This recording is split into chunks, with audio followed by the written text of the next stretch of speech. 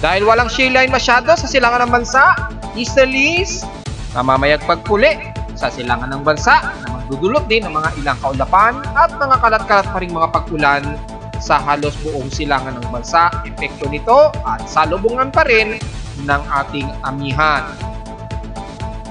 Pero southern part ng Mindanao, asahan pa rin ng mga moderate and heavy rain showers, epekto pa rin ng southeasterlies o yung equatorial trough na magpapaulan pa rin sa halos buong Davao Region at Caraga area.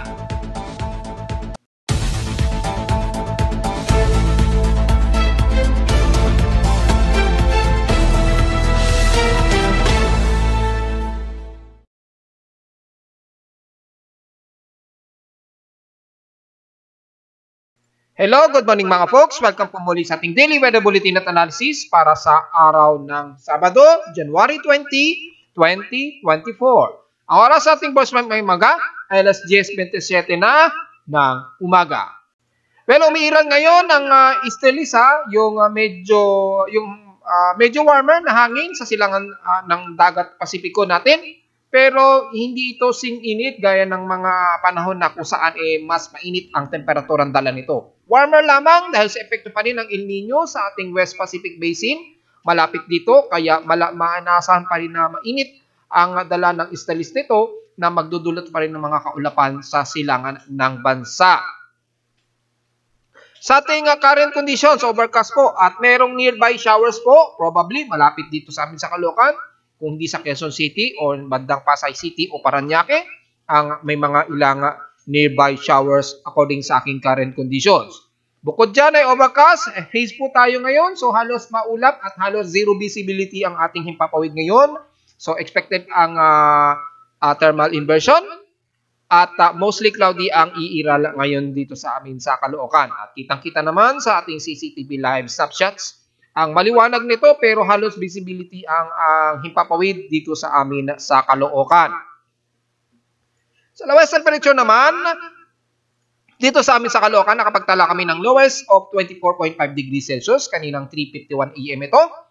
Pero pagdating naman sa pinakamainit na temperatura, almost stationary lamang na nasa 31.3 degrees Celsius ang pinakamataas na temperatura sa amin at 1:20 PM. Ibig sabihin lamang ay wala po tayong magiging komento pa rin sa ating heat index na nasa 38.4 degrees Celsius. Ang pinakamataas na heat index na sa amin sa Caloocan. So kung pagtatabi natin sa heat index sa iba't ibang bahagi ng bansa, base sa data ni Pag-asa ay halos nanatili pa rin may pinakamataas na heat index ang Zamboanga Peninsula na umabot sa 44 degrees Celsius ang grabing heat index dyan. Ibig sabihin mataas din ang temperatura sa kanila dyan since kahapon ng January 19. And the rest naman ay nasa level lamang ng extreme caution at pababa.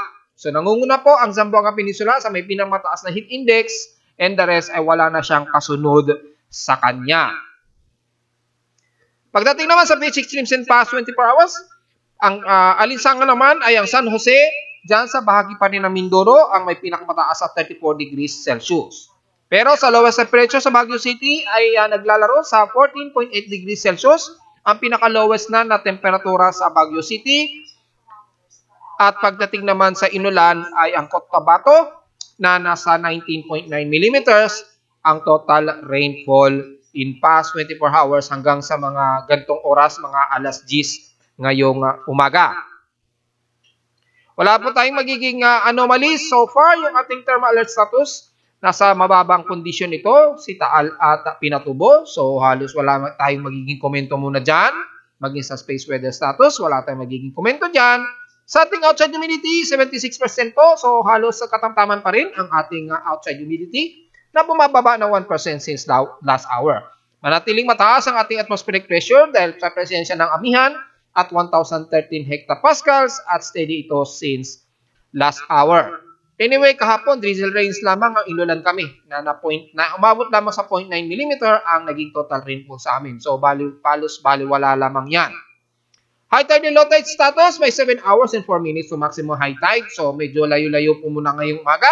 Pero pagsapit ng bandang hapon o bago magsapit ng gabi, kung kaya nyo pang lumayag, pwede naman kayong pumalaot sa pampang ng Manila Bay mga within after 6 to 7 hours period dahil ay mataas na po ang level ng karagatan dyan.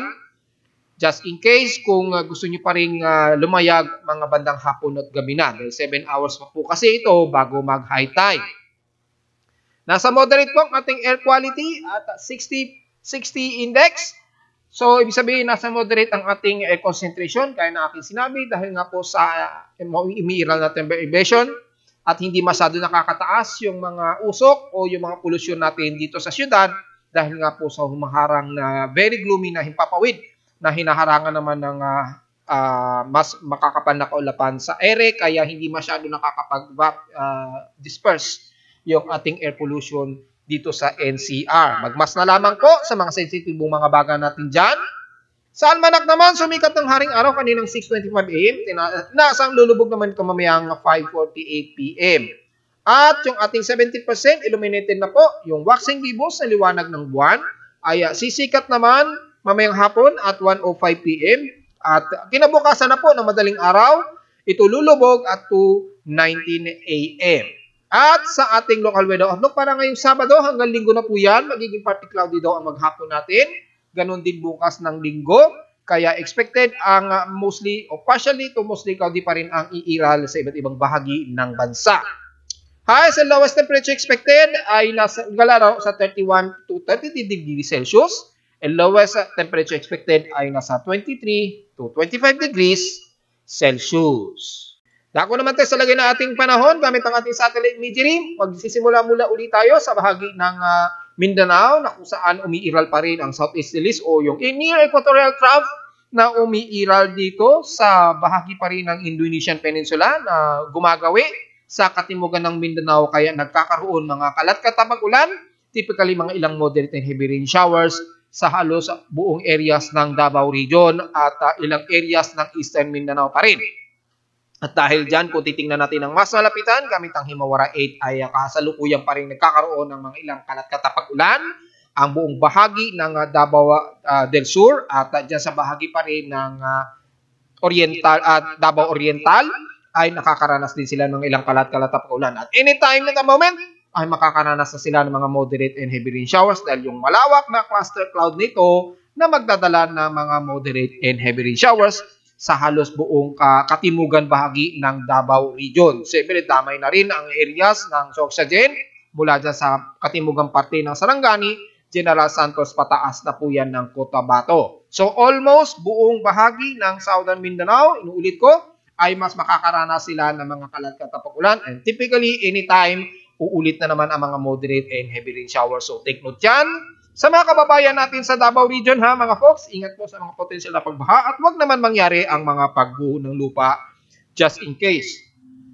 Siyempre, hindi rin lusot po ang ilang bahagi ng Agusan del Norte at Agusan del Sur, lalo na makakaranas sila ng mga kalat-kalat at mas maulap na himpapawarin din at asahan din ng mga kalat-kalat at ulan. At mula dyan sa bahagi ng Surigao del Sur, pataas na po yan ang Surigao del Norte area and the rest ng areas ng Surigao City at sa paligid ng isla nito sa Dinagat o Siargao, expect man rin ng mga magiging part dito mo Surigao diyang iiral at medyo merong maliit na frontal system po kasi dito sa portion na ito ng Surigao at ng silangan ng Samar Region o dyan sa may bandang Gian Eastern Samar.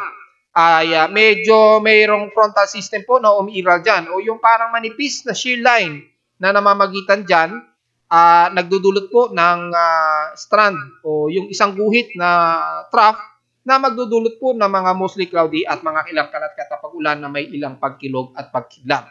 Hindi man ito totally na matatawag na shear line dahil nagkaroon lamang ng formation dahil medyo mas malamig pa rin kasi dito dahil sa ating amihan sa ibang bahagi ng silangan ng Southern Luzon. Pero dito sa may bandang Eastern Mindanao, medyo may portion na mainit ang hangin, kaya nagkakaroon ng strand ng frontal system dito sa pagitan nito ng southeastern ng Visayas at northeastern naman ng Mindanao. Yung pagitan dyan, asahan po magiging maulap din at asahan din ng mga kalat-kalat, scattered rain showers at may mga localized thunderstorms. Pagdating naman sa Northern Mindanao, magiging katamtaman pero mostly gloomy po ang iiral dyan sa bahagi ng northern part ng Mindanao mula Butuan, Cagayan de Oro, damay na rin ang Iligan City, Siyempre, damay ang Osamis City sa Lanao del Norte at sa areas din ng Lanao del Sur, pababa na yan ng Cotabato, ay makakaranas ng medyo gloomy pero humid ang inaasahang temperatura dyan.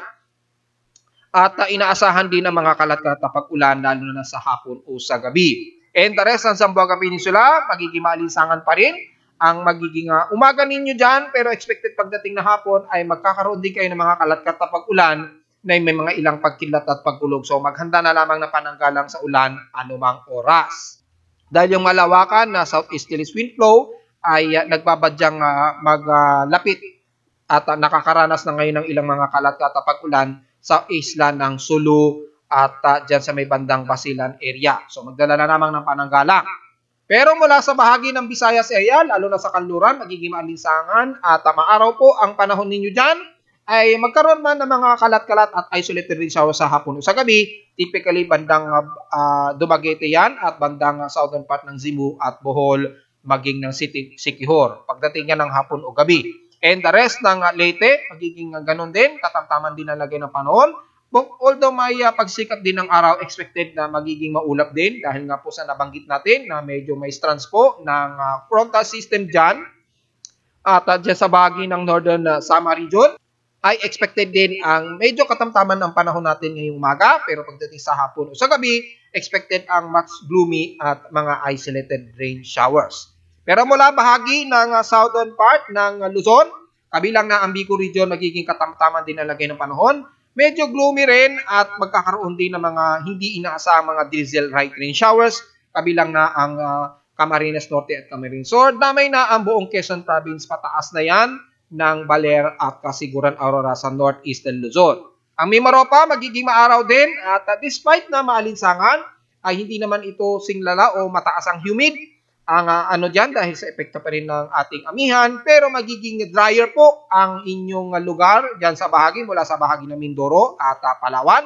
Kaya expected na aabot ng naglalaro sa 34 to 35 degrees Celsius ang magiging temperatura maging dyan sa Mindoro area, lalo na sa Occidental Mindoro, mula dyan sa may bandang San Jose sa Mindoro. Siyempre, hindi rin inaasahan na magkakaroon ng medyo humid ang temperatura ng mga taga-Palawan area. Magkaroon man ng mga drizzle light rain showers, typically sa hapon yan o sa gabi na hindi naman din nagtatagal. And the rest naman ng Calabarzon, mula Batangas, Laguna area, pataas na yan. Damay na ang Metro Manila, magiging katamtaman nga po, despite na magiging maaliwalas, mostly, pero magiging much more gloomy po tayo dahil nga po sa umiiral natin na northeast monsoon pa rin, na nagpapalamig pa rin sa buong bahagi ng extreme Northern Luzon, pababa yan at damay na ang bahagi ng Metro Manila at ilang bahagi ng Southern Luzon ay magkakaroon na medyo gloomy at mga drizzle rains ang mas madalas nating aasahan sa buong Calabarzon, NCR, maging dyan sa bahagi ng Bulacan area, San Fernando, Angeles, Pampanga, all the way hanggang dyan sa may bandang Central Luzon. And the rest ng northeastern Luzon na po yan. So, hindi na natin isa-isahin yung mga area na yan.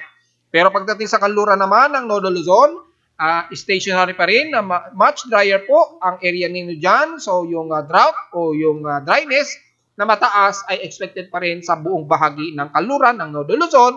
Mula yan ng dyan sa Ilocos Norte, pababa na yan ng Pangasinan at hanggang Zambales. So, take note yan mga folks. Despite na mas maginaw po ang temperatura natin dyan, lalo na sa gabi at madaling araw, pero expected na very dry pa rin ang madaranasan ninyo dahil kung titingnan natin sa yung cloudiness, yung heavy cloudiness, manipis lang po sa may commonly kalurang bahagi ng Luzon o ng Hilagang Luzon, at kung sa infrared true color titingnan natin, halos hindi nasasakop ng kaulapan ang kalurang bahagi pa rin ng Northern Luzon area.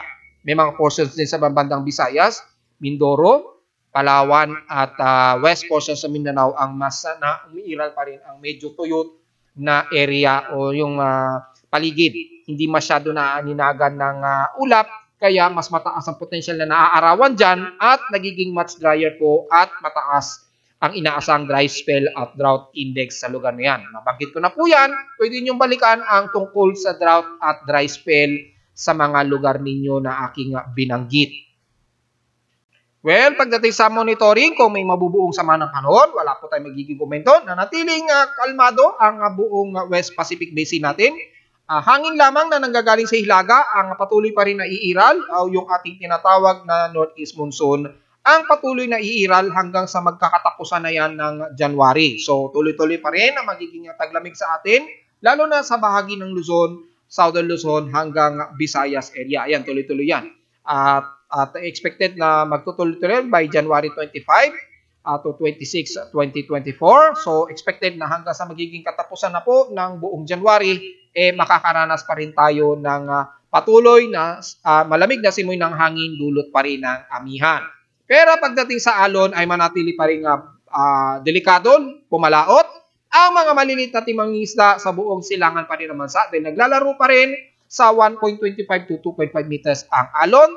Buong silangan na po yan. So, common sense na po yan. Mula yan sa extreme northern Luzon, east off coast, pababa na yan ng eastern Mindanao, off coast na yan mga folks. Naglalaro po sa 1.25 to 2.5 meters po. Ang taas ng alon kasabay ng malakas na hangin o yung gale force wind. Kaya ingat po, lalo na sa mga maliliit nating kababayan na gusto pa rin pumalaot. Maaaring maintindihan ko kayo dahil kailangan nyo pong kumita, pero alalahanin din natin yung kaligtasan natin dahil mababaliwala rin po ang inyong hanapbuhay kung madidisgrasya naman kayo mga folks. At sa mga computer models, wala tayong magiging comment dyan. Typically, mga surface trap lamang na nanggagaling sa southeast o yung bandang Indonesian Peninsula na Intertropical Convergence Zone line ang iiral pa rin, kaya magpapaulan pa rin dyan sa bahagi ng Southern Mindanao area at ilang portions ng Eastern Visayas hanggang sa mga magkakatapusan na nga po ng January 2024. Ganun po ang pinapakita na iba't ibang mga weather agencies natin sa computer models ay pinapakita sa ating webpage na ating ginagamit. Pero sa bahagi ng hilaga ng bansa ay halos wala po tayong asahan na mabubuong sama ng panahon hanggang sa susunod na yan na buwan. May dalawa tayong astronomical events o almost tatlo na rin dahil bukas mula ngayong araw ay meron tayong merong asteroid 354 daw na mag-oppose dito sa Earth. Hopefully siguro kaninang madaling araw maaaring nakita na ninyo yan or maaaring mamayang gabi. Tingnan na lamang ninyo. Medyo tricky nga lang masyado yung level nito at medyo lower horizon siya. So sa mga astrophotographer natin, kung may mga long exposure camera sa iyo at very clear sky naman, ay pagkakataon ninyong makita ito. Ang oras natin sa Pilipinas, mga 12:46 PM magsisimula ito ng tanghali. So since umaga yan, sa gabi ay probably mga starting 6 PM na po onwards ngayong gabi. At yung close approach naman ng moon at M45 ay magaganap mamayang 10:39 PM. So sa mga astrophotographers natin, pagkakataon nyo na makuha ito, susubukan din natin na pumwesto kasi mas maula pa rin sa amin. Very tricky na makunan ko ito mamayang gabi. Hopefully, swertihin tayo at kailangan kasi very clear skies po para makita ang M45. So yun lamang ang ating magagawa. Pero sa mga astrophotographers natin, lalo na sa may bandang northwestern Luzon, dahil lagi kasing clear skies ang area na yan, lalo na sa Ilocos Norte at dyan sa bahagi ng La Union. Yan. Puro clear skies ang area nila dyan maganda pong mag-sky gazing dyan. At silang bahagi ng mga astrophotographers natin, magandang pagkakataon na makunan ito. Magiging tricky nga lang dahil liliwanag ng buwan naman ang magiging pollution para makita ang M45. Technical na lang sa exposure para makita yung M45 kasabay ng moon. So good luck sa mga astrophotographers natin. At 19 hours away ay magkakaroon naman ng solar conjunction ang Pluto. So ibig sabihin lang man nito ay yung Pluto ay hindi siya makikita. Kasi tatawid siya o tatawirin niya yung likod ng araw So mula dito sa Earth, malabo natin makikita yan. Well, medyo hindi naman din natin makikita si Pluto. Mga powerful telescope na po talaga to. Mga 30 inches na telescope na po to para lang makita itong si Pluto. So imposibleng meron tayong mga ganyan mga folks. At bukas din, ang oras natin sa Pilipinas, mga 7:59 AM ng umaga. So madaling araw, posible nito mamayang madaling araw o bukas sa madaling araw rather, makikita itong cluster na NGC 2516. So, ito yung open solar cluster ng NGC 2516 na makikita ang magnitude 3.8. So, medyo fainter siya ng konti. Long exposure ang kailangan nito para makita ng malinaw. So, sa Pilipinas, mga bago maghating gabi, makikita ito. Pero medyo tricky din dahil medyo lower horizon din siya. So, kung nasa matataas kayo na lugar, yung high altitude places kayo, magandang pagkakataon para makuha ito. Pero dito sa amin sa Caloocan, well, nasa Metro Manila kasi ako, mukhang imposible ko itong makunan mga folks. At narito naman ating 3D weather forecast para sa araw ng Sabado, January 20, 2024.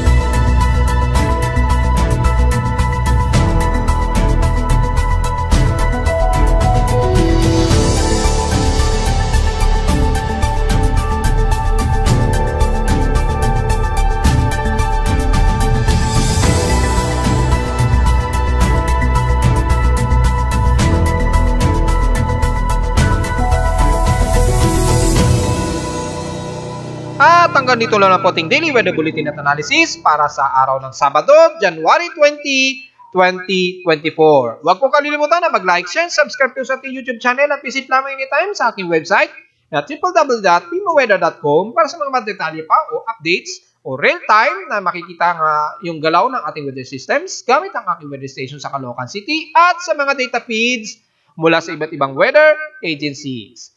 Maraming salamat po mga folks at magandang araw po sa ating lahat.